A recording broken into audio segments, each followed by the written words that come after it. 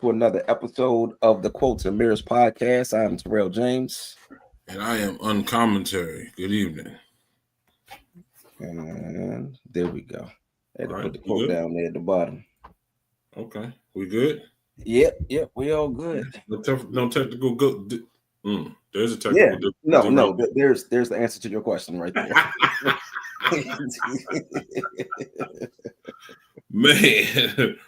Well, good evening. Good evening to everyone that is watching, listening, or I guess that's pretty much it, right? You either got to be watching or listening. I mean, I'm sure they. I guess you could be reading it, maybe. What you say? I said they probably feel us. Feel us. Yeah. All right. You are a whole nother level of arrogant. I gotta tell you. Nonetheless, welcome to another episode of Quotes and Mirrors podcast. What we do here is we are aptly named because we find a quote and then reflect upon that quote. Sometimes we agree, sometimes we don't. Either way, the whole point is to see the different perspectives and look at the quote from a couple of different angles. We do go back and forth and choose the quote. This week it is my turn. And this one actually is going to be interesting because I ran across it as I was looking for a quote. And I thought, okay, this is going to take some research, maybe digging into it a little bit. And I didn't get a chance to do that. But I still thought it was a very interesting statement. And you can see it rolling across the screen. If you cannot, you are just listening. I will read it for you. That quote is, "You can't have capitalism without racism," by none other than Mr. Malcom X. So, first of all, I'm going to be real transparent. I am not incredibly familiar with, obviously I know Malcolm X is a figure, right? Mm-hmm. But with his writings or his teachings, because I'm not Muslim, then I don't have the interest pushing me in that direction, right?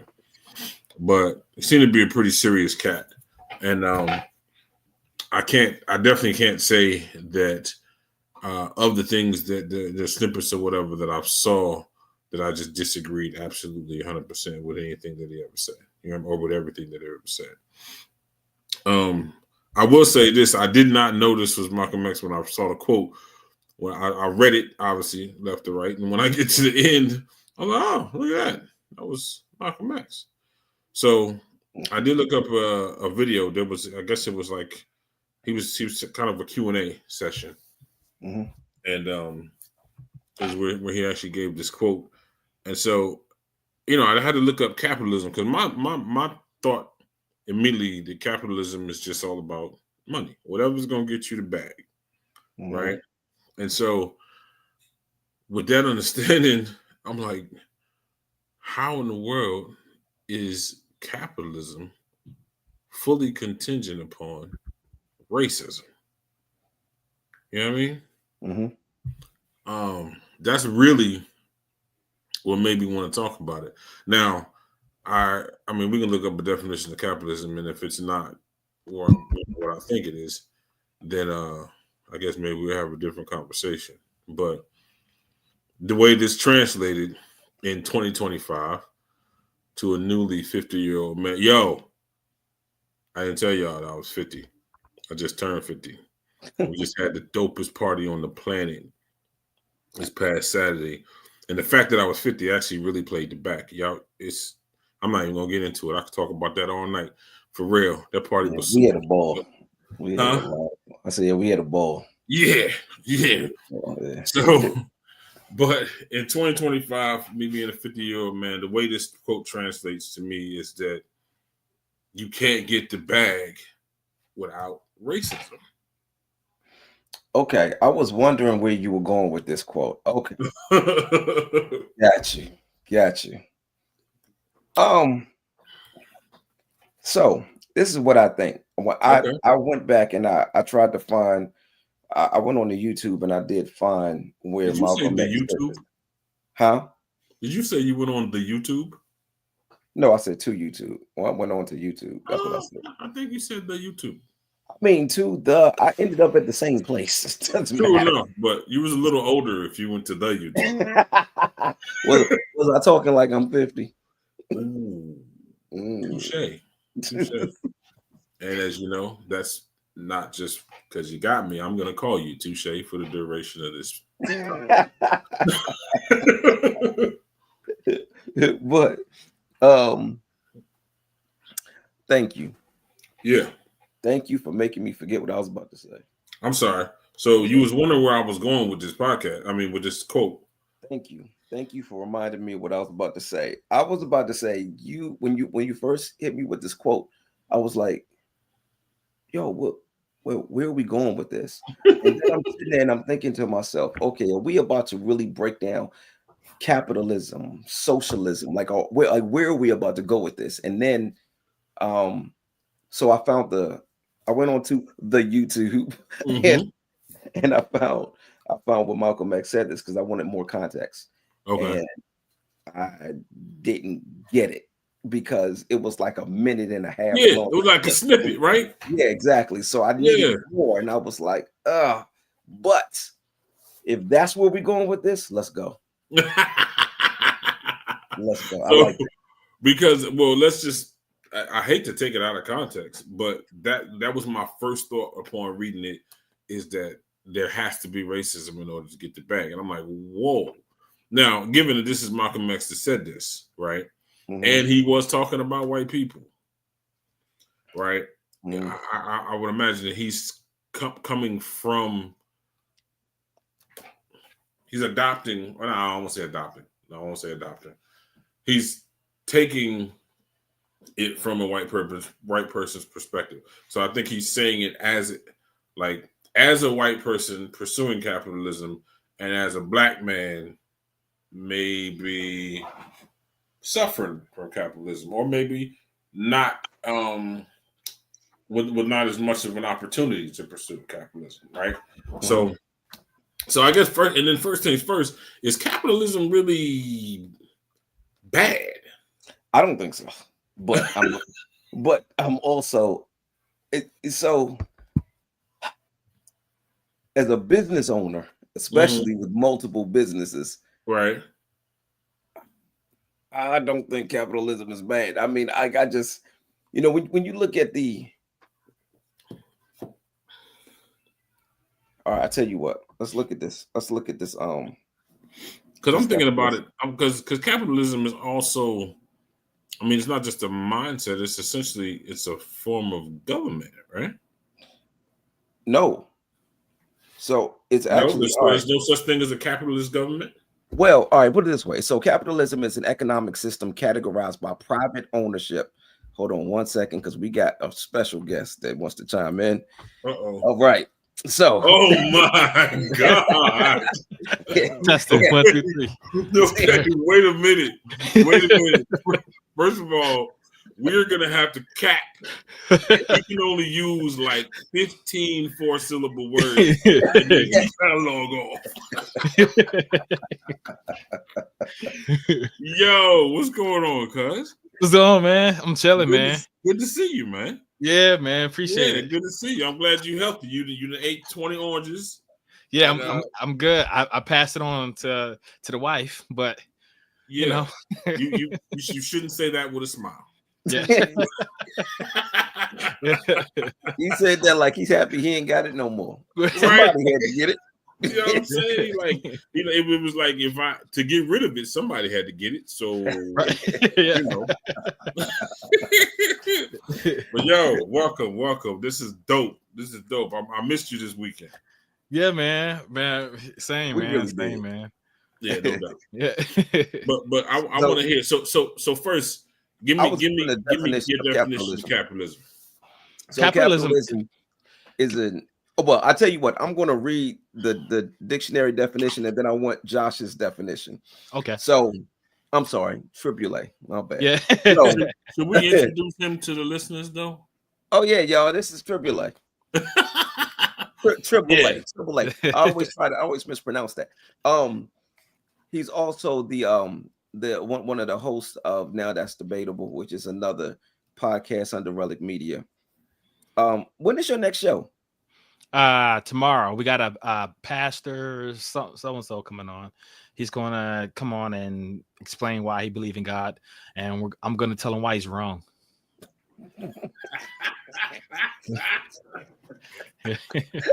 Okay. So, Yeah. Yo, right. I'm telling you, Josh is the greatest evangelist on earth. ever since he stopped believing in God, he's never had a conversation that wasn't about God.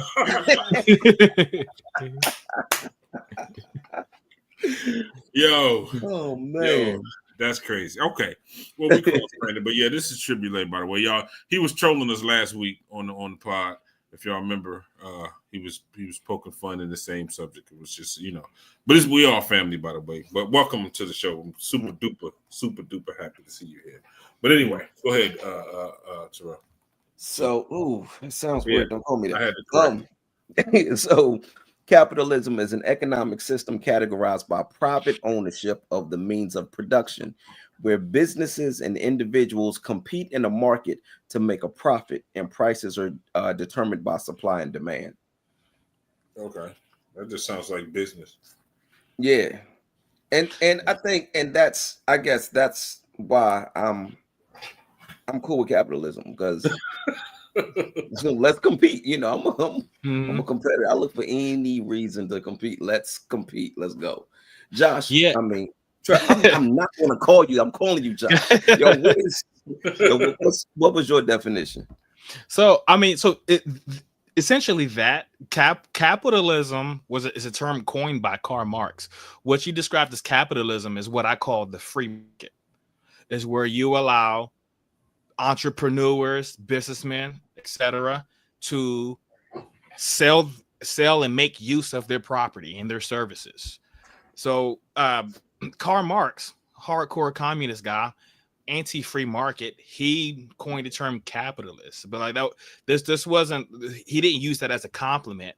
He was kind of he was using it as a term to indicate the oppressive nature of capitalism. And I understand why Malcom X was opposed to capitalism, because in the United States he was experiencing crony capitalism. It was a free market plus the government jumping in to help white businessmen, white entrepreneurs at the expense of black people. That's not free market. That is not capitalism. That is not what I support. But that is what Malcom X was saying. The free market, and I like to try to get away from the term capitalism. It's kind of difficult because it's in the quote. Yeah, it is. Sure. It's in the quote, but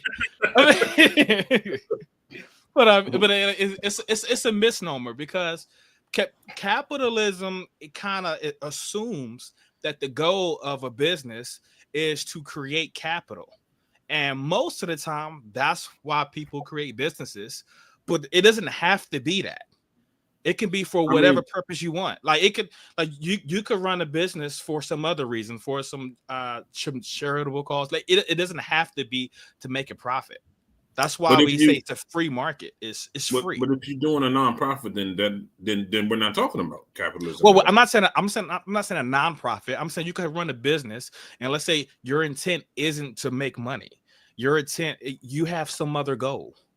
Like for instance, hold on, are you talking about sole intent or maybe primary? I mean, because what business is not in business to stay in business?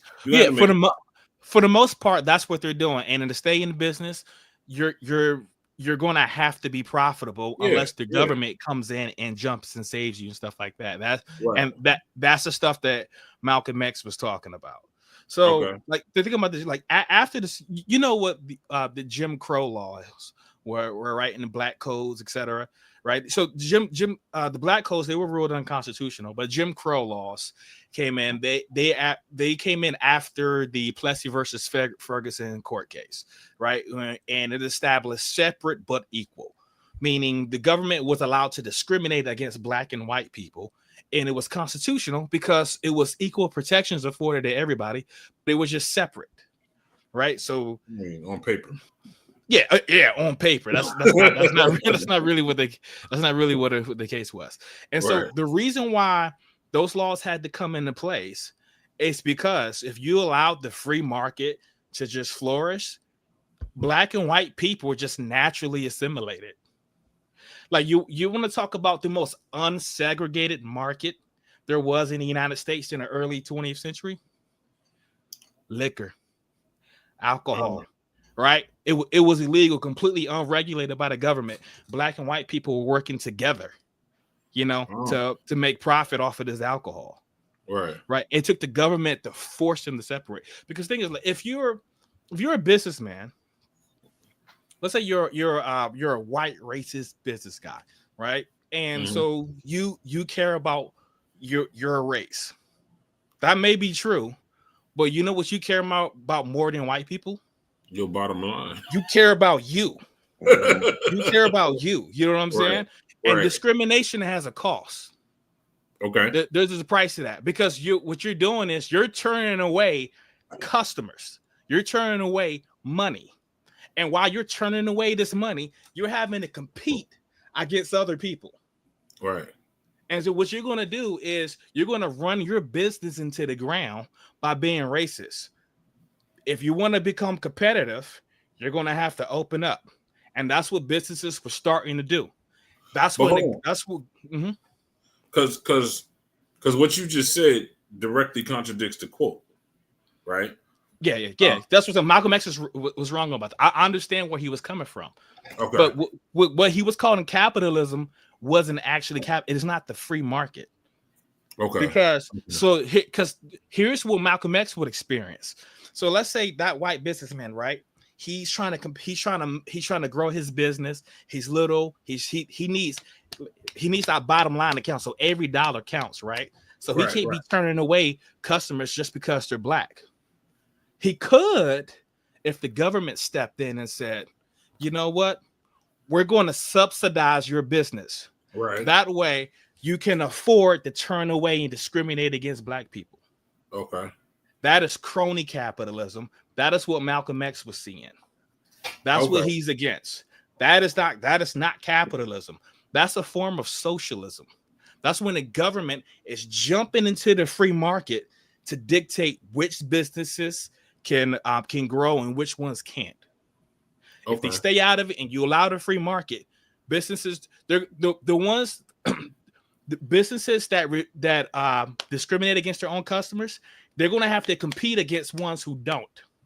Right. What's going to happen to them? Those businesses are going to disappear, and you're just going to have businesses that are just open to everyone. Think about this. We saw the Redskins. I think in the 70s. What's that old racist general manager Redskins had? But for the longest time, he didn't want. I think that was his name. Remember, for the longest time, he didn't want black people on his team. Right. Other teams were recruiting black people. And what was going on? He didn't want black people on his team. On his team in the NFL. In the NFL. And guess what was happening?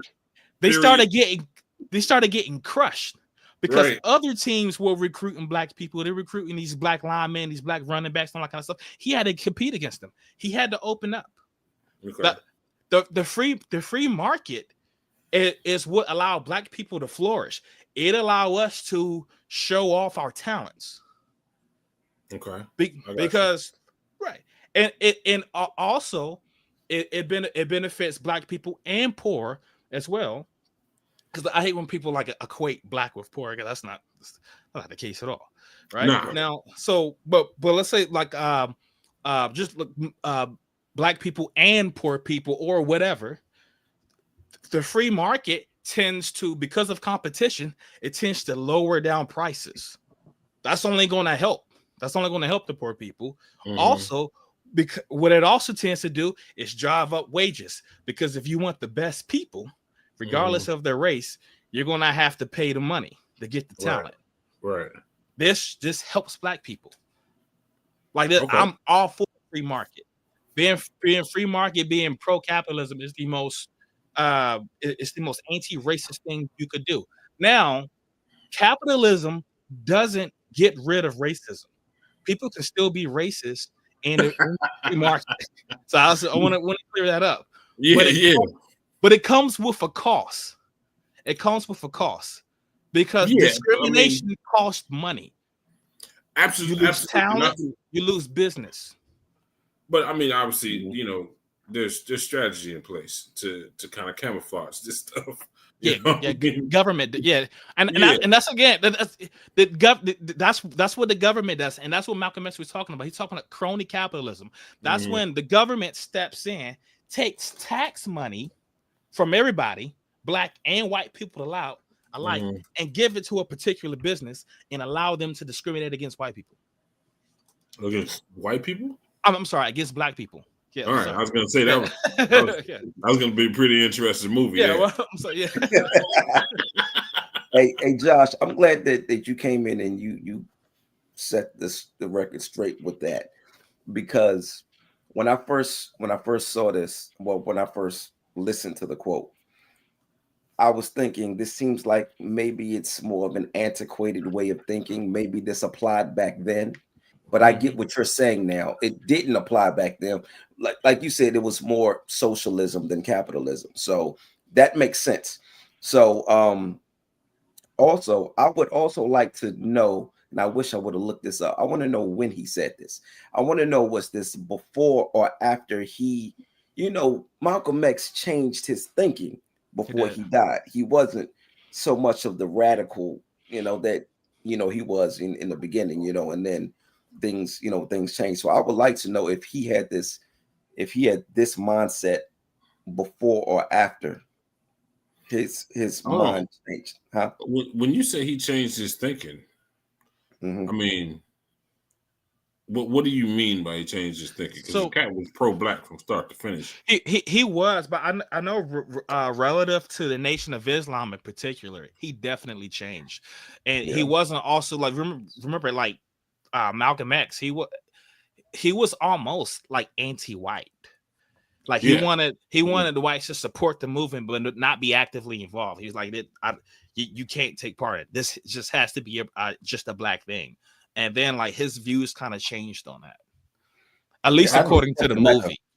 According to the movie. What? No, I mean that's actually to the editing room.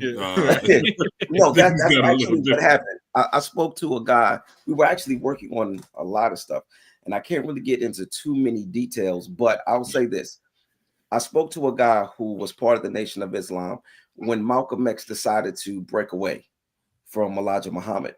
This is he was one of the guys that broke away as well, and he was living in Philly at the time. He moved to DC. Boy, I don't want to get in any issues with the FOI, but I mean, this is his story. This is his story, not mine.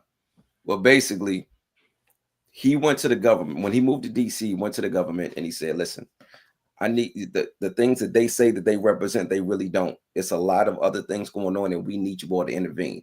Because the government did not intervene, things kind of went haywire. One day, this guy comes home. His wife has been killed. His brother's been killed. His 2 children have been drowned in the tub. He loses his mind. He like just goes off, right? He goes down to the state building, and he and I think it were 2 other people. And they were on the elevator. They had guns with them. As soon as the elevator doors open, they start shooting. They shot Marion Barry. Me and this guy, we were working on something because he's banned from DC. He can't even come into DC. So you know this cat that you're talking about? No, I wouldn't say no, but we were working on some stuff. Like we were in communications with, trying to like. I'll get into more details. Don't incriminate yourself. Yeah, exactly. Yeah, I'll get into more details off air. But we had this plan for him to be able to come to be able to hopefully get the ban lifted. And then he and Marion Barry were supposed to. We were trying to put together a boxing match because this was something that me, my boxing trainer, and another boxer, we were trying to do. So at a boxing match, we were going to have them. It was like a stop the violence thing, right? And he wanted to come. He wanted to publicly apologize to Mayor Barry for shooting him because it wasn't anything personal directed at Marion Barry, right? But before we got a chance to really make things happen, Marion Barry died, and nothing came about from it. But we were working on a book. We were working on a lot of stuff with this whole situation. There's, like I said, there's much more to the story, but I just gotta be careful with what I say. But Okay. but again, not my story. If the FOI is listening, this is that's the story. What's interesting to me, so like Martin Luther King, he described himself as a democratic socialist, like kind of like in the same spirit as like as a Bernie Sanders. Mm-hmm. And I understand why. Like, even I think like towards the end of his life, like he said that like his main thing, what he wanted to do was get the Civil Rights Act passed, and he said we won on that part, and now he was focusing more on economic equality instead of racial equality. And if you look at a lot of the pro-black movements that were happening throughout the 1960s, like they tend to have more left-leaning ideologies, especially economically. And I think because of the context of the Cold War at the time, right, you had the United States on one side representing capitalism, on the other side you had the Soviet Union representing communism or socialism. And while they're fighting each other, think about how each side were treating black people. Think about how the free market, the capitalists were treating black people. They were discriminating against them. The Soviet Union wasn't. The left-leaning governments weren't. A lot of in Cuba they weren't. In Angola they weren't. You saw even I saw this old Soviet Union cartoon from the 1960s, and the way it depicted a black person, like they depicted them as like a normal looking person, right? And then you would see a cartoon of a black person in the United States, and he got the big lips, look like a monkey and all that kind of stuff. And so I think because in addition to that, what made it worse was because of this Cold War was pushing a lot of the black movements to the left. A lot of agencies in the United States began targeting black movements, right? Like we know, like the CIA and the FBI, there was a lot of mischief going on. They were targeting Martin Luther King. They were harassing a lot of Black Panthers leaders. They were harassing Malcom X, which kind of, made things even worse, which kind of pushed them in that direction even more so. So I think in what direction we talking? Towards the left. Okay. Because think about this, like despite I don't think most people will want to leave the United States and move over to the Soviet Union. But so hold on, just real quick in reference to that, because obviously, so racism is racism, but it was the communists ain't lynching you. Yeah, but what I'm saying, I guess what I'm curious about is, was it because of the absence of racism, or was it the absence of relevance as far as black people were concerned? Like, if we didn't pose a particular threat, they weren't trying to execute a particular power because they were already, I guess, in power, whatever the case. I mean, I'm curious as to the opportunity for it, like. Because I don't know. I'm not going to front. I don't know historically what was the population, and thereby what was the opportunity for it to be executed. You mean like black people in the Soviet Union? Yeah. Like non-existent, but just like left movements, and like there was even outside of the Soviet Union, they were fighting. The Soviet Union was fighting a lot of proxy wars, all throughout the planet, and it was always the communists that tend to be more pro-black. Even you think about communism in its essence, right? It desires to create an egalitarian society. Isn't that what the blacks were fighting for? They just wanted to be equal. Don't treat me like an animal, treat me like a human being. And that's exactly what communists were promising. Okay. And And the capitalists, on the other hand, they're promoting not pure free market, not pure capitalism, but a crony form of it, where blacks were discriminated against, couldn't take part in a lot of the business opportunities, because for things like redlining, for example, right? Stuff like that. The even a lot of military benefits that a lot of veterans were getting after World War II. Blacks couldn't participate in. So I mean, to me, I think, I mean, if I was in that era, I might be a communist. You know, I would say, hey, you know what? I don't think this is a communist might not create the best society, but at least for right now, I think this is helping black people the most.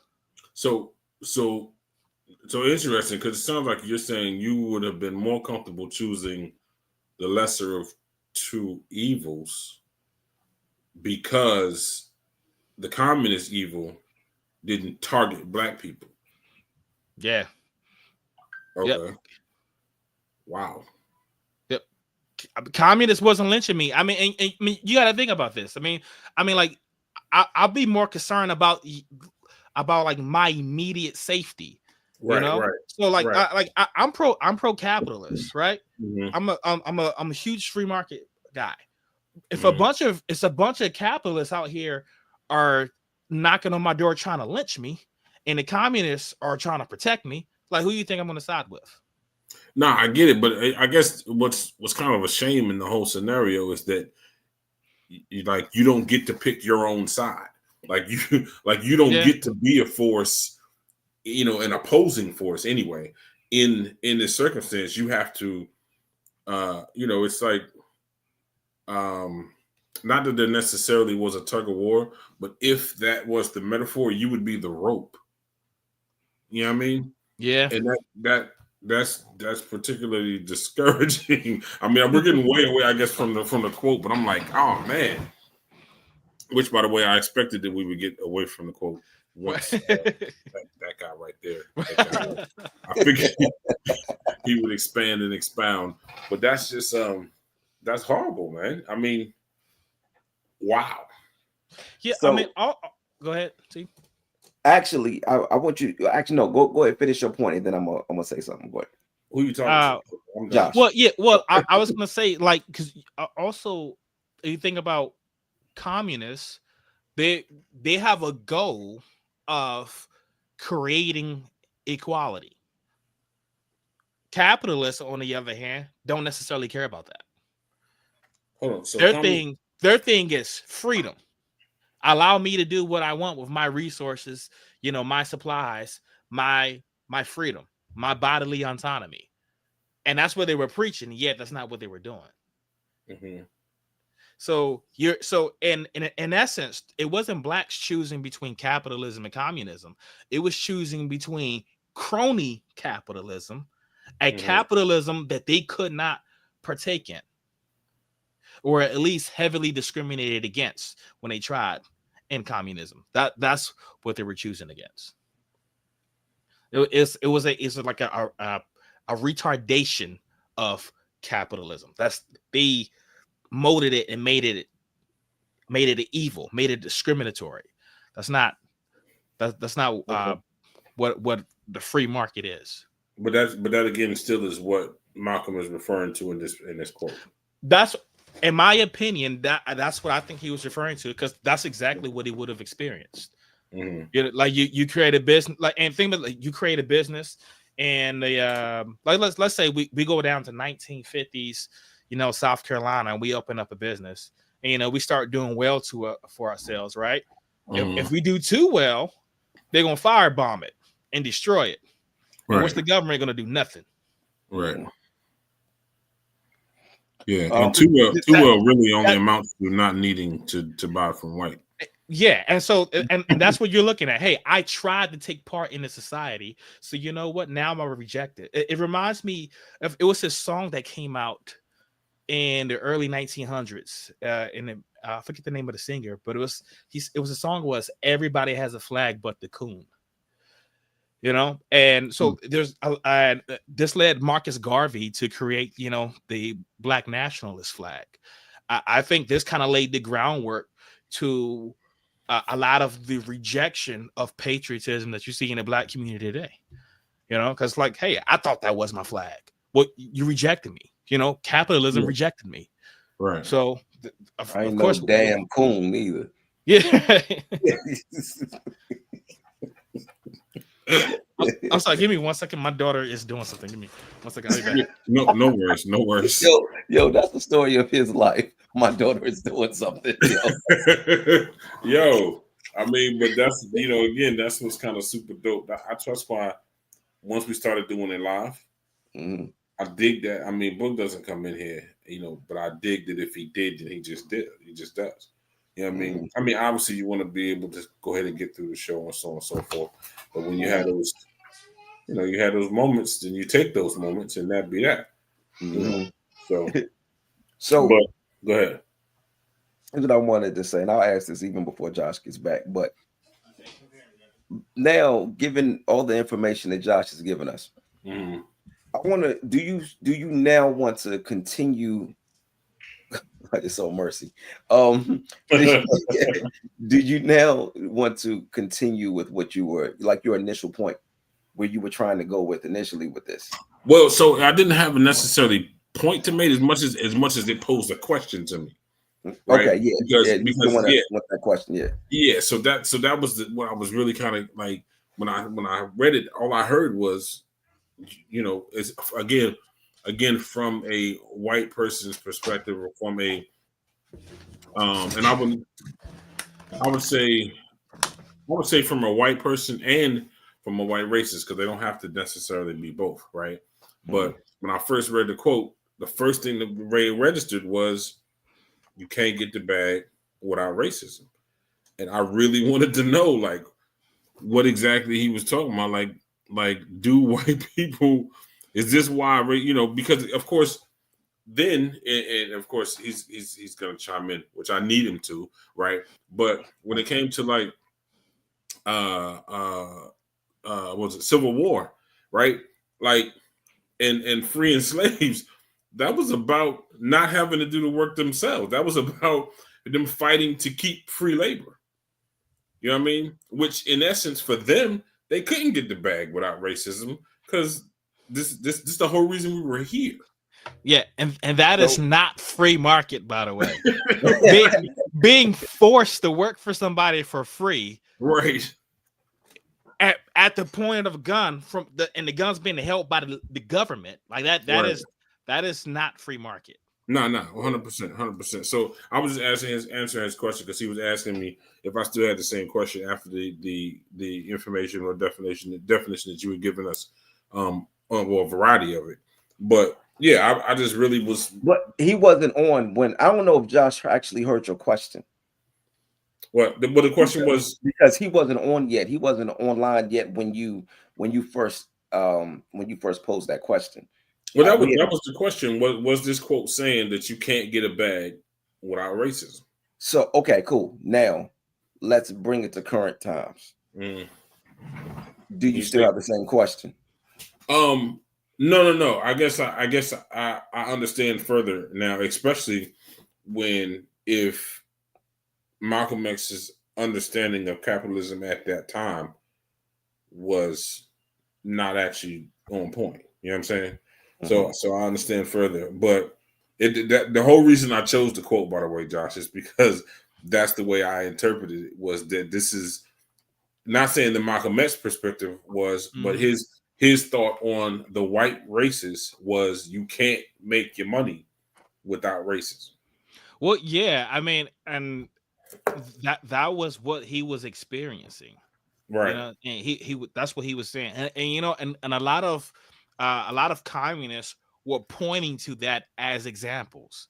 You know, they said, like, as soon as you try to do for yourself and you start doing well, the government comes and crush it, or you know, or jealous white folk come and crush it, and then the government does nothing. Right? Because you can't have a free market if there's not like some sort of justice, some sort of due process. Like you have to have a way to protect your assets. Like I'm not, if I wouldn't create a business, like if I wouldn't create a donut shop if I knew there was a risk of somebody just coming taking everything I own. Okay. You know, without, at least without some sort of protection. You know, like so Right. that's the example I was talking about. You know, weird. You know, it's 1950s South Carolina. We create a business. If we start doing too well, you know, they come and firebomb it. Right. That's what we saw with in Tulsa. Right. They talk about the Black Wall Street. Yeah. Right. That the Black Wall Street was capitalism. What happened to Black Wall Street is crony capitalism. Okay, I got. There's your difference. Right. They came in and just wrecked it. So what were you gonna say? I'm sorry. Go ahead, Josh. No, that was it. What were you gonna say, T? You you need to start writing stuff down. You need to start writing it down as soon as you think of it. But look, but I'm gonna tell you, I'm gonna go back to another thought, because in thinking about what I first thought of when I read this about you can't get a bag without racism, it made me think about the quote from David Banner that white racism isn't the problem. The lack of black racism is the problem, right? And so since we got Josh here, I would like to know, we shifted gears a little bit. All right, the quote at the bottom, it started the conversation. Okay, but now we building on that. So just a throwback to that. I'm curious as to how you feel about that quote. What are your thoughts on that? You said David Banner said the lack of what? That the problem is not white racism, it's the lack of black racism. So the lack of black racism, and yeah. So well, let me tell you. So when we talked about it, what I was talking about, like, because of course T kept saying, you know, because of the hate, right, as far as racism is concerned, right, and so I was just thinking, like, not necessarily the hate as much as just the absolute denial based on the fact that you're not us, right? Because if things happen the way that they did, where they come over in a boat, they land on a boat, they already got their own civil wars going on, then the white people decide they're going to side with one of the black, black tribes. We're going to help you take over this guy. You help us catch him. And then when they show up, they're like, all right, now all y'all get on the boat, right? And what I'm saying is that's prevented if the quote unquote black racism says, I don't care how you say you can help me, you're not black, so I'm not dealing. You know what I'm saying? And my stance on that was racism. Because the quote. So again, the quote was the problem is not white racism; it's the lack of black racism. And my thing was, how are we going to fix hate with hate? That was my issue, because I was focused on the word racism, right? And so that's he was saying, how are we going to fix hate with hate? And I was saying, essentially, we would prevent the spread of hate with hate. And my thing is, I don't think hate fixes anything. I think hate breaks everything. As also, I'm just thinking, like, just like in a practical standpoint, you know, I might not be in a position where I can discriminate with my business, you know, especially like if I'm just starting or if I'm brand new, or you know, let's say the business is doing very well, then I start discriminating. I mean, like now that's going to hurt me, and I'm going to have to compete with people who aren't discriminating. Like I think, is it really going to hurt you though? Say it again. Is it really going to hurt you? Like, is it not a possibility for you to be content with your target, consumer, being your only consumer. You could, and that's possible. Especially if you're in an area where there's a lot of black people. Yeah, That's not the case for everybody. And then true. even if you currently in one, it might not stay that way. Like the demographics can change. Like DC used to be like the chocolate city. You know, it's not really that way anymore. So like Right. maybe discriminating against everybody who isn't black would have worked in DC maybe 50 years ago. It's probably not going to work now.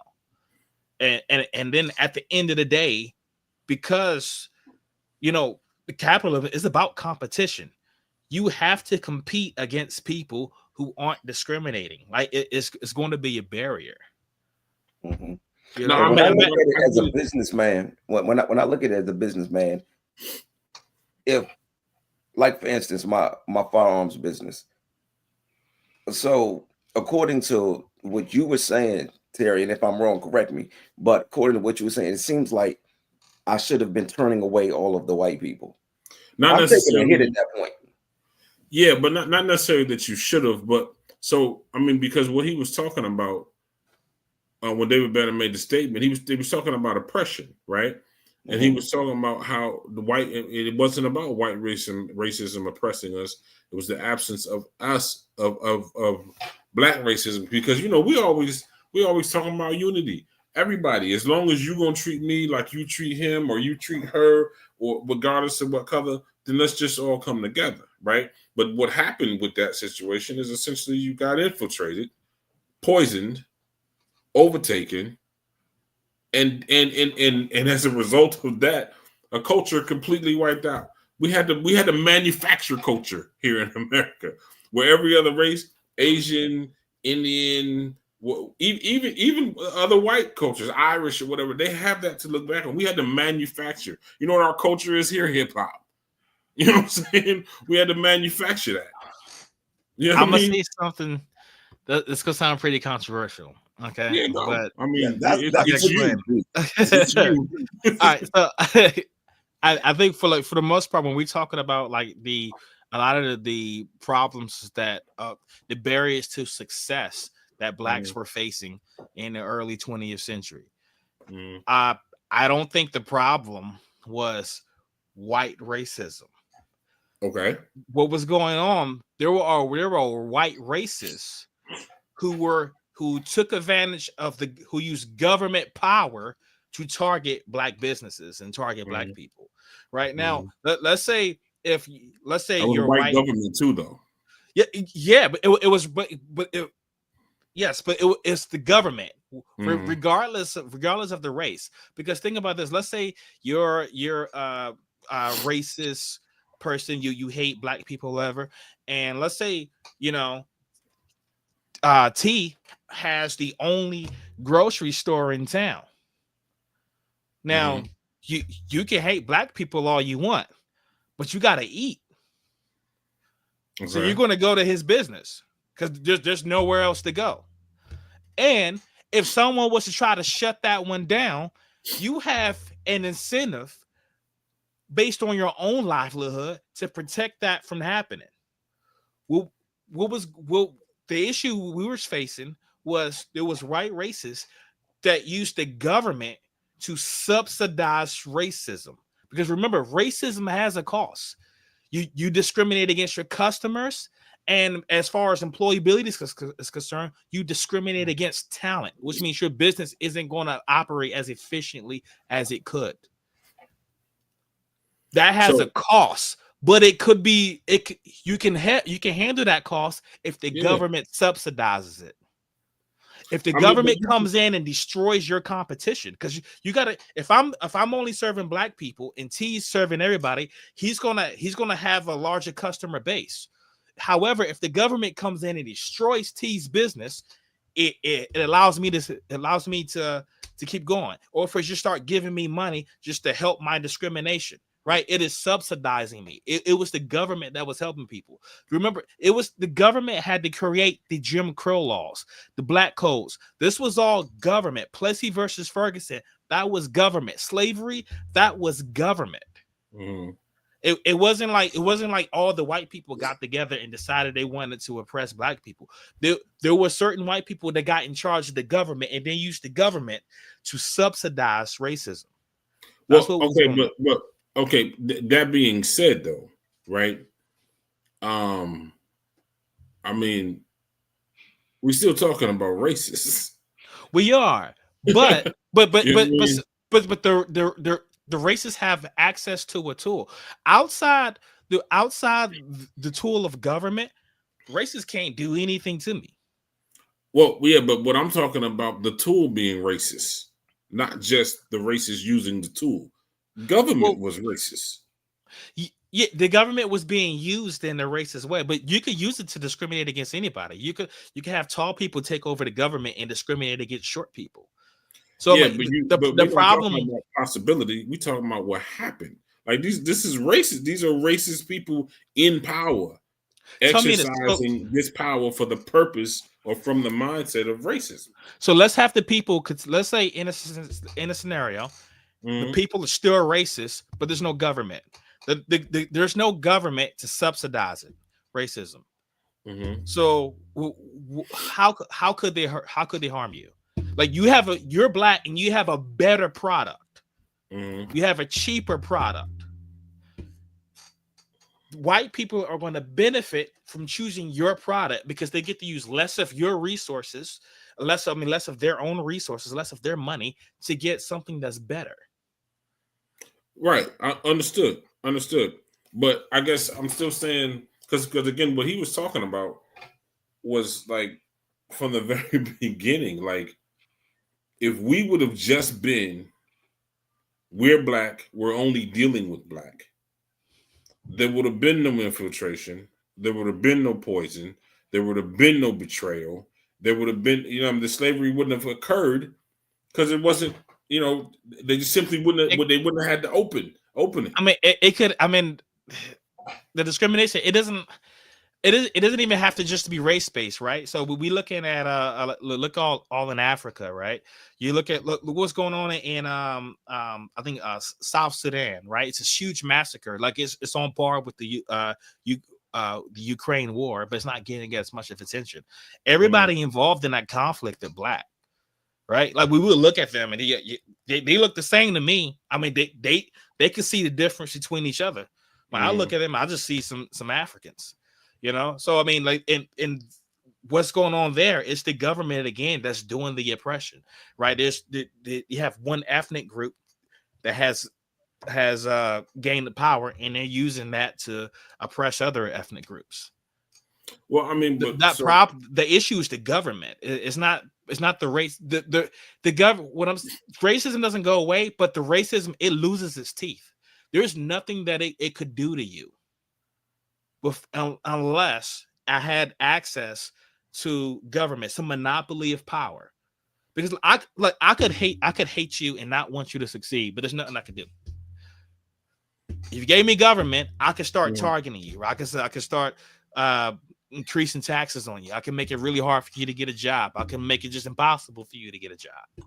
Yeah, but what I'm saying is that if like I can't, we're not in an equal space making an equal effort attempting black and white attempting to lobby the government to decide to choose a side. It's biased because the cats that are in power came from racism. You know what I mean? So I understand what you're saying, that without government that you couldn't hurt them, but the government itself was tainted and biased so it already had, like, of course, yeah, you want to step on some black folk? Let's do that. I was going to do that before I came into office. You know what I'm saying? You know what I mean? So that's what I'm saying. But I'm saying, but what he was saying again, if you just don't allow the infiltration, period. Period. We can take race off of it and decide that we only gonna deal with Caldwells. Right? That's it. We only gonna deal with Caldwells. We got this land, and if you ain't a Caldwell, you can't put business on this land. Now, I guess maybe from a capitalist perspective, you could, okay, that limits us to just this land, or does it? Yeah. Or I mean, it does, but it also says whatever we want, we're gonna have to take, we're gonna have to get, we're gonna have to achieve. So rather than saying I need you to expand my business, I simply, I pull a Tyler Perry. You know what I'm saying? Nobody's in the writing room but Tyler Perry. He's a billionaire. Yeah, and he also don't make the best movies either. He don't make the Well, best movies. I think if he were to allow, other people, but think about it. in the writing movie, okay. He don't make the best movies, but is he not one of the richest cats in the business? He is. He is. But like, it's at true. the expense of people all who the enjoy while it. Not making the best movies. Because I haven't seen a good Tyler Perry movie in 20 years. And but what I'm saying is, what I guess, and I didn't think about it before, he's probably one of the better examples because, excuse me, everybody else jumping through whatever hoops, dealing with Hollywood. Tyler said, "I'm not doing it anymore. I'm gonna build my own." Because Hollywood is hardcore crony is. I mean, and not even just racist, but just crony. Like people, like they help out with their children, their friends, all that kind of stuff. I mean, unless you have like an inside connection. I mean, like Hollywood is pretty damn difficult to get in. I'm sure. Yeah. So, I'm but, sure. And if we're looking at Tyler Perry's success, that's not coming from just black dollars. It's not. I was about to say that as well. Yeah, it's not coming from. But see, when we're talking about Tyler Perry's success, we're not talking about it coming from black dollars. We're talking about it not coming from Hollywood. We're talking about him building a situation that doesn't. If we're connecting it to the David Banner quote, then we're connecting it to racism, which then connects it to white dollars. Well, but the David Banner quote really is saying, right? Because I mean, obviously he's speaking about racism because racism was the topic. But in any situation, I mean, in any circumstance, transfer the concept of simply I'm doing me, just me, period. Whether it be black, whether it be Asian, whatever, that's all I'm dealing with. Is he really just doing him? Because like I think when we start digging into the way Tyler Perry operates, like how does he does his advertisement? He only advertises on black channels. He only shows it in his movies in black theaters. I mean, like there's so much that goes into creating and operating a business. There's no way he can. Where does he store his money? Is it only in black banks?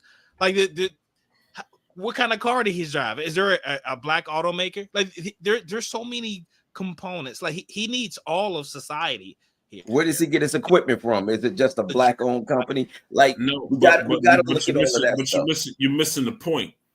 When he talked about the quote, he was talking about oppression. It's not so much about white racism, it's about the lack of black racism. Tyler Perry, while he may be getting resources from many other people, nobody is controlling him. He's not oppressed, and he doesn't even have to, because at this point, if somebody told him no, I'll build it myself. I come up with it on my own. Yeah, but how does that equate to black racism? Because that's what I'm doing with Relic Media. I'm doing everything, like I'm saying we don't need anybody. We don't need anybody. I've tried to get into this business so many different ways. And I've run into issue after issue, which is the reason that I created Relic Media. So I'm doing the exact same thing, but I'm not limiting myself to just black people. No, you're not limiting yourself. Go ahead, Josh. I was gonna say, so now when we talk about movies, it's not as personal, not as urgent, right? Because like I don't care if Tyler Perry puts out like a billion shitty movies. I don't care, right? Agreed. But let's talk about like other black businesses. Let's say your black business is you run a grocery store. Mm-hmm. Now, if you discriminate in the way you operate your grocery store, you only get beans from black farmers. You only get milk from black farmers. You only get what's gonna happen to the cost of goods? They're going to be far higher than they need to be, which means the black people that are shopping at your business, in order to buy their goods, it's going to be more expensive. They're going to be poorer as a result. the best thing to do to help them out is to open up the markets. Start, instead of just looking for just the black person, get it from whatever's best, whatever saves the most money, whatever's the highest quality, and then allow your black customers to get better goods for less money. That's what's really going to help. Well, I agree with that, but then what I'm saying is with that, all right, I might be able to get the better quality product for the cheaper price, but I'm still also depending on somebody who could be intentional about oppressing me, setting me up to where now I need this cat. Plain and simple, cutting off every other vein. And they need you as well. This is why if they did, there'd be more of us. No, but like let's say they don't. I'm a white baker. Huh? Let's say I'm a white baker. I make bread. I need the people who buy my bread just as much as they need me. Because if they don't buy the bread, like what's my job? Like I don't have. Go ahead. But interestingly enough, that was kind of the thing. Like we're only here because they brought us here, right? We're only here because they brought us here, and then we got to a place where we can no longer be free labor. Now, would you please go back home? There wasn't a white guy saying, you know what, we need these niggas. No, please go back home. But that's the thing, and so that's the thing they did. And look, and back to my prohibition era example, where you saw the less discrimination. It was in a black market where it was untouched by government. Where the government was controlling things, that's where you were seeing a lot of discrimination.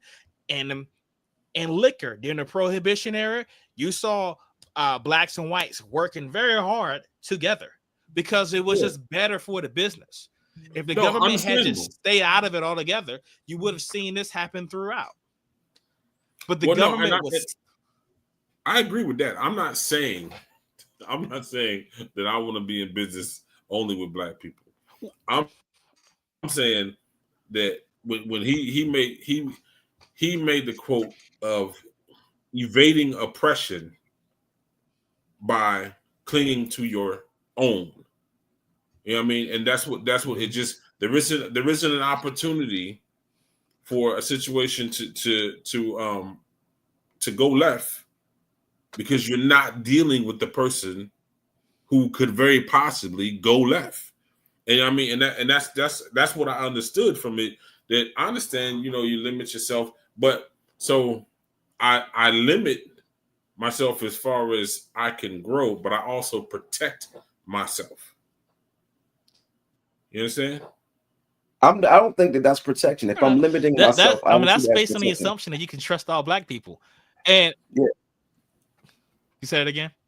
I said I don't see limiting myself as protection because I'm limited. So if I'm limited, then there's only so much I can do. It's only so successful that I can become. For instance, me as a firearms instructor, where are all of the black gun makers? So that I can only train people with black gun makers. I'm not saying that you should only. I'm talking about because okay, Josh is saying that's saying that you can, assuming that you can trust all black people. You said when I say you saying limit yourself, but boundaries limit you. You have boundaries. Don't lie to yourself and think you don't have boundaries. No, we do have boundaries, but what I'm saying is we shouldn't go and create more of them. Right. We don't have why do they exist at all? Why do they exist at all? Well, because there's a limit. There's a limited number of goods.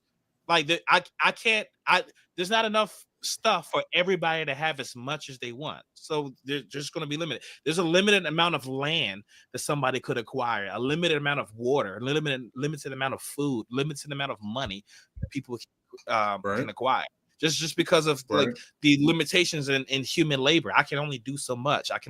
I'm only so smart. I'm only so innovative, right? But and that's fine. Those boundaries are fine. Those are naturally there.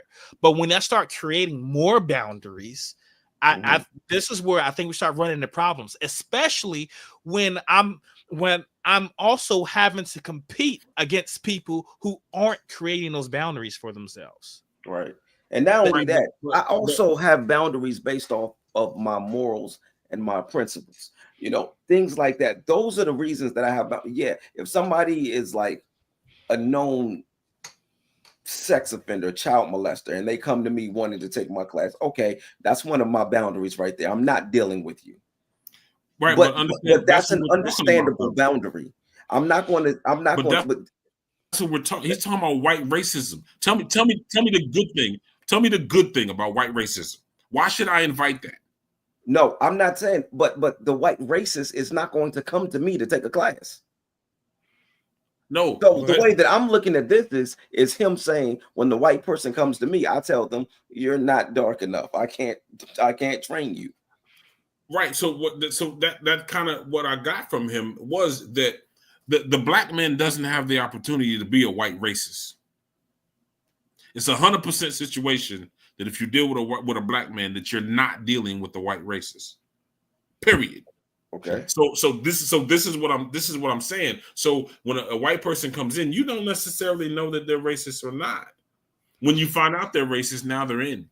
Now they've infiltrated. Now they're poisoned. And then you do have the opportunity to do what? Lop it off at that point. Get rid of the cancer so it don't infiltrate the whole rest of the body. If your white racist ass wants to bring me green dollars, then come on. Then come on. I will train your white racist ass. Give me my money and then get out of my face. Right. But and you know what? You know who else gonna have that mindset? Even the white racists, because they tend to care about themselves more than they care about promoting their racism. Like a person, he can hate black people, but if black people are gonna make him rich, he'd be an idiot to pass that up. And if he is that dumb to pass that up, somebody else isn't. He's gonna have to compete with that guy. True because enough, they're creating a barrier for themselves, and let's talk about that guy, the Redskins general manager, right? Who created artificial barriers for himself, right? There was already a limitation of how good the Redskins could be because of a limited pool of players anyway. But if you're saying you're only going to get the white ones, there's another barrier you're doing, and now. Let's reverse roles, let's have a black GM that says he's only going to recruit black players. Well, now you got some white people who might actually benefit his team, might help him win the Super Bowl, but now he can't because he limited himself. Right, but he's taking the risk of limiting himself, but he's also proactively preventing that oppression, that negative agenda. He's not, because let's say it's Peyton Manning, right? He come in and we can see the talent that he's going to be, and I say I'm not going to get him. Well, I didn't really limit anything because somebody else did. Somebody else is going to pick him up, and now I'm going to be less competitive as a result. That's what like discrimination is self-destructive, especially in a free market where you have to compete against people who aren't doing that. What businesses that do that, what they tend to do is they tend to die out. And I'm not going to discriminate against somebody because they could be racist. You have to show me that you're racist. I'm not just going to assume that you're racist just because you're white. And now I'm like, you know what? I don't want your money. As a matter of fact, even if the racist, no, I'm not gonna say that. Anyway, had to catch myself. I honestly don't disagree with you at this moment in this time, right? But on that shore, had they not let white people in, where would we be? I would know. I would very possibly know exactly where I'm from. I would very possibly have a culture that came from the ground up. You know what I'm saying? And that's all I'm saying. Had they not let them in, because they didn't. Oh, well, you got spices, you got cinnamon, you got whatever you got. I'm not about to punish myself in my business for something that happened years and years and years ago. but it's still a situation of, it's not even so much of you punishing yourself as much as it is you putting yourself first. You don't have to make it so that you're only. It's No, but putting yourself But first. I ain't putting you're myself putting first. you're But putting black people first, not yourself first. And not even black people. I'm sorry. You're putting black discrimination first. Well, so that Because I if think you were is putting because, yourself first, you would do what's best for you. well, I would say that he said black racism to directly oppose white racism, but essentially, you're putting whatever is intended, whatever has the good intention above and beyond whatever possibly has the bad But intention, so it's to prevent that from existing. That's it. but I hate to keep going to this well. So let's with the back to the NFL example, Right, right? right. Now that the racist Redskins general manager, how did we effectively eliminate racism in the NFL? Did we have a black GM that only recruit black players? No, we competed his ass out of business. We put him in a position where he had to recruit black people because of how talented we were, and we were getting recruited by his competition. So it was by not discriminating that forced him to to assimilate and to open up his team as well. If you had created this if it was like another team that was only recruiting against black players, I mean, it would have been much harder. It would have been much easier for that Redskins GM to remain competitive. I mean, He would have got. I'm sorry. no, go ahead. Well, what I was gonna say, like, because the fictional black GM would have also been limiting his pool of talent as well. And now you have two people who are limiting their pool of talent to compete with each other, versus you have one guy who's limiting his pool and one guy who gets anybody he wants. This is best for his team. No, I got you, and I understand that. I guess, but his quote was, it's a known bad. That's what I'm saying. Yeah, it was a known bad. I just think it's misguided because you're gonna do more harm to yourself, and especially if you're already in a situation where you're getting discriminated against, like especially like blacks now, like or blacks in like in the early 1950s, there was already a bunch of barriers up to their success. Let's not create more and make us even less competitive. Well, but again, I don't think it was in reference to competition as much as it was preventing the presence of a known bad. Like, well, and actually, you know what? I digress because you just prevent you actually, instead of worrying about what you actually, whether it being a known bad or an unknown, you just turn to face what you do know. Right. And so that's what I got from it.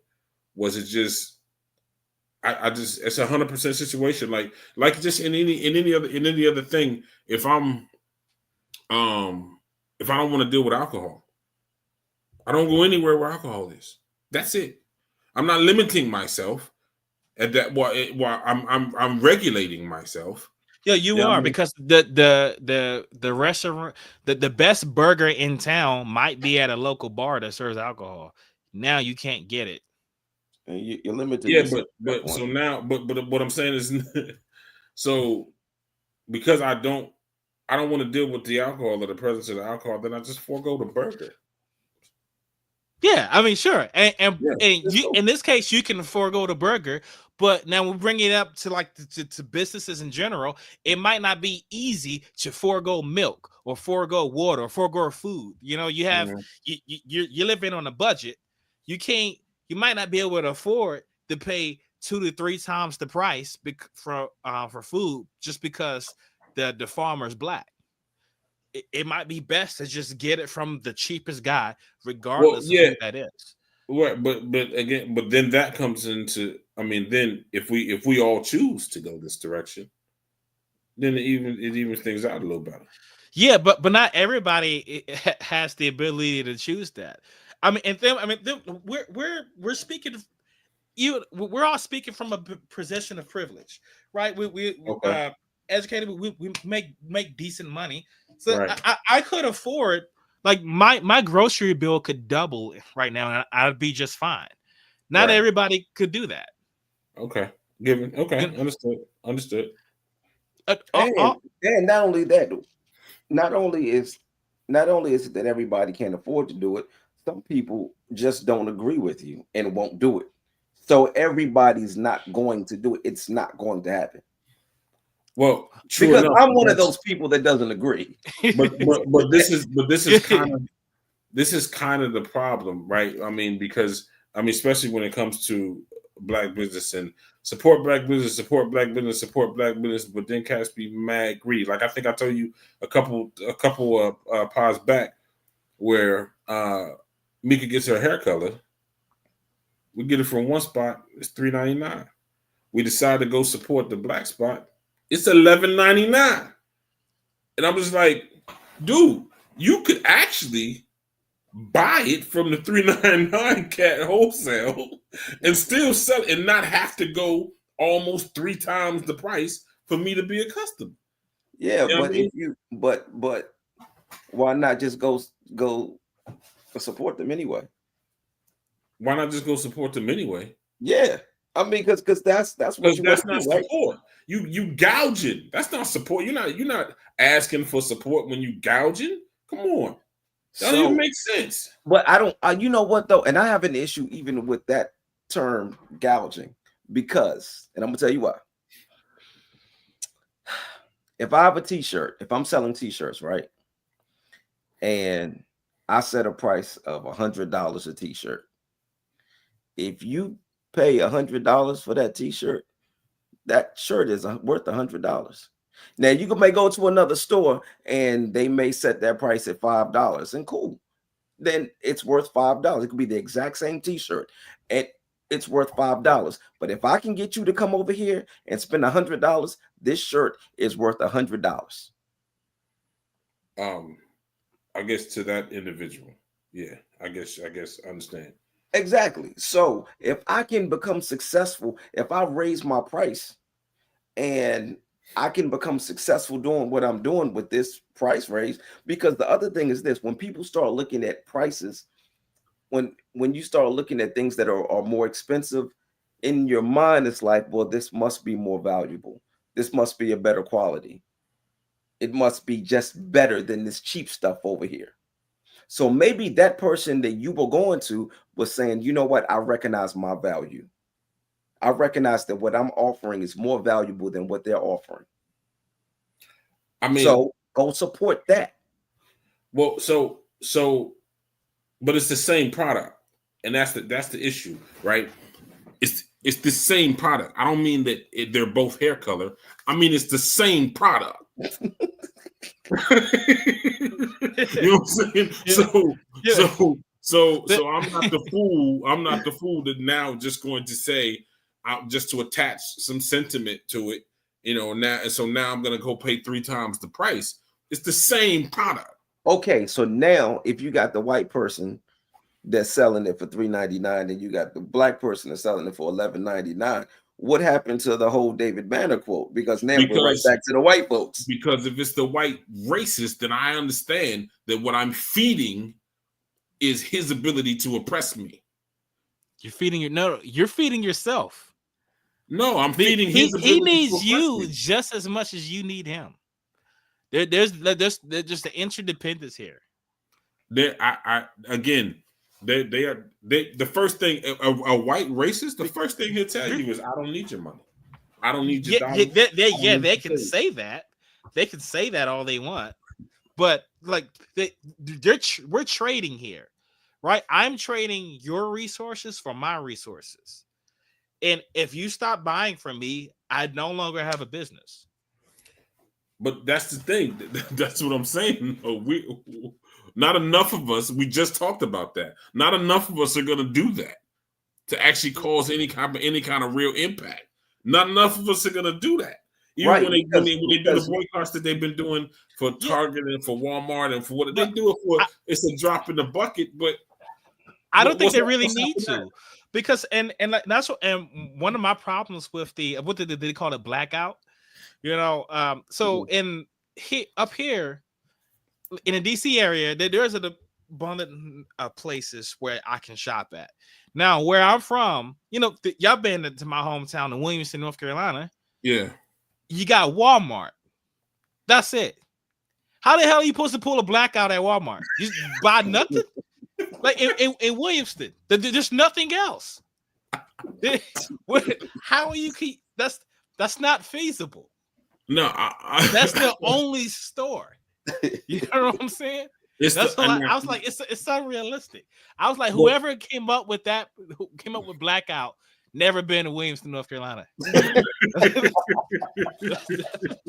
Hey Terry, you go and make your point, but we at an hour 20 minutes. We really need to wrap this up. No. Let's just go ahead. Let's go ahead and wrap it, because we got way off of the quote.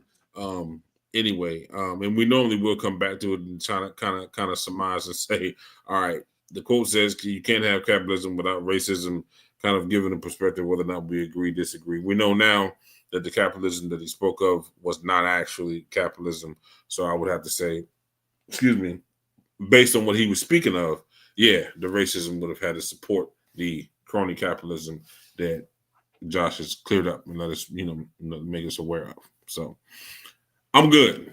I'm still, I still stand on, I think, just understanding that you absolutely eliminate the possibility of the oppression if you don't deal with those that have the possibility to oppress, right? And so, just period. Now, I'm just talking about his statement. I'm not saying I'm racist or anything like that. I'm just saying in his statement. I highly encourage you to go look at the international relations of Africa right now, sub-Saharan Africa, where everybody's pretty much black, and you'll see all the discrimination that's happening. Black people are discriminated against each other because of their other various reasons, because they see their own ethnic groups. So there's not, like in sub-Saharan Africa, there isn't just like over here we call ourselves, we're just black. Right.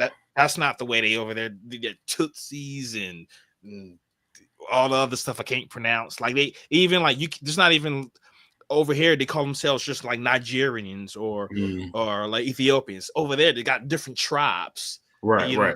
There isn't even that nationalist mindset. It's just it's tribal, and they discriminated against each other basically. Right, and I'm not saying that doesn't exist. I'm just saying in his statement he's speaking to a known situation and just not engaging. Period. I think he would have to get it smaller, because then, well, it's all good. Have mercy. Hey MJ. Hey, mercy. Well, she can't hear us no way because he got on here. Right. Yeah. All right. Well, cool. Well, I think that was her way of letting us know we got to wrap it up. Yeah. Shout out to Mercy, and here she go. Oh, she went back. Yeah. And we're gonna blame Josh for the 20 minutes that we went over. By the way, 100%. Yeah. All right, yeah. So we gonna go ahead and bring this thing to a close. I think this was a different pod than what we're used to. We went a little bit deeper this time. We definitely went deeper and higher. I think deeper and higher, definitely. Definitely, yeah. So, all right. Next week's quote is going to be, "There never was a good war or a bad peace." This is a quote by Benjamin Franklin. There never was a good war or a bad peace. Josh's face is already saying, "Look, Josh in there like, I want to be on next show." Right.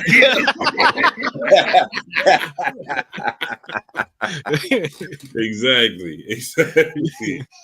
Yeah. All right. That was interesting. We're gonna get into it. That's what's up. So we appreciate y'all watching.